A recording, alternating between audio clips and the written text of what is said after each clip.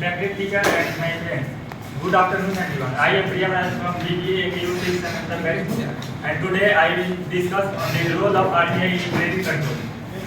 So, extending this topic to one step earlier, we came to know that credit is controlled through two policies, that is fiscal policies and monetary policies. RBI generally uses monetary policies. In this presentation, we will discuss about the monetary policy used by RBI in credit control. So there are mainly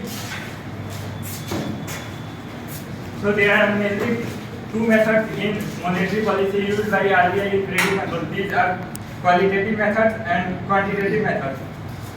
So first one is quantitative method. Under quantitative methods, bank rate, repo rate, reverse repo rate, open market operations, and cash reserve ratio and statutory liquidity ratio comes. So let us discuss it one by one in detail. Bank rate. It is the rate at which RBI offers long-term loan to the commercial bank. During inflation, RBI increases bank rate.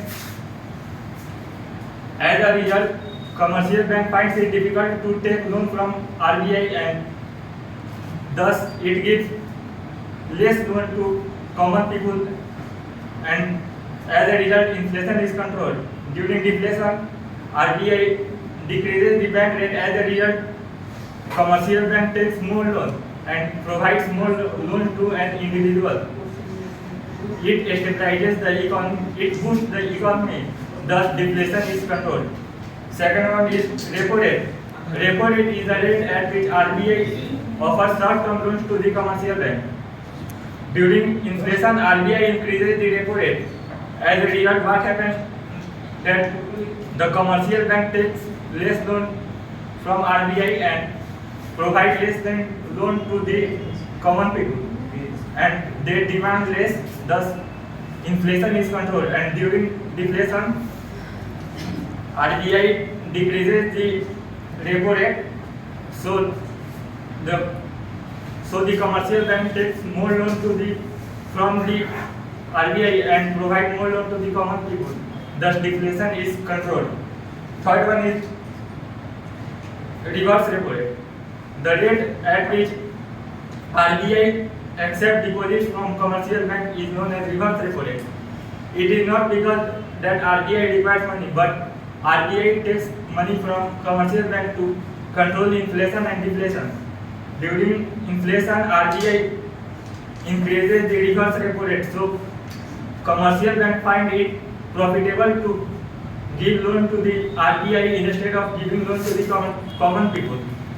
So, if common people will take less loan, then they will demand less. Thus, inflation is controlled and reverse in the case of deflation.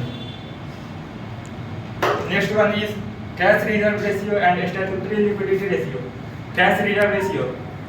Every bank is required to maintain some deposits with RBI in the form of cash. During inflation, RBI increases the cash reserve ratio, and during deflation, RBI decreases it. Statutory liquidity ratio. It is a ratio which every commercial bank has to maintain with RBI in the form of liquid assets. During inflation, RBI raises statutory liquidity ratio, and during deflation, RBI decreases it. Next one is open market operations. Buying and selling of government securities in open market by RBI is known as open market operations. During inflation, RBI sells securities to commercial bank. As a result, commercial bank gives money to the RBI and has less money, so they provide less loan to the common people, and thus inflation is controlled and reverse in the case of deflation. Next one is quantitative methods. So first one is varying marginal requirement. It is the amount which RBI charges for taking loans from the commercial bank in the form of collateral. During inflation, RBI increases the marginal requirement. As a result, the common people or the bank will take less loan.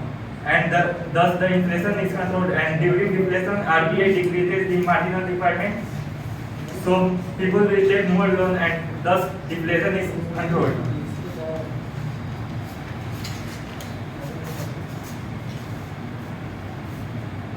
Next one is credit rationing. It is defined as the fixation of credit quota for different sectors of the economy.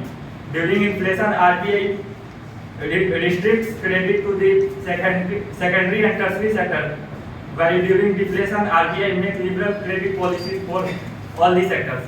Moral suasion. It is defined as the moral persuasion used by RBI in credit control. During inflation, RBI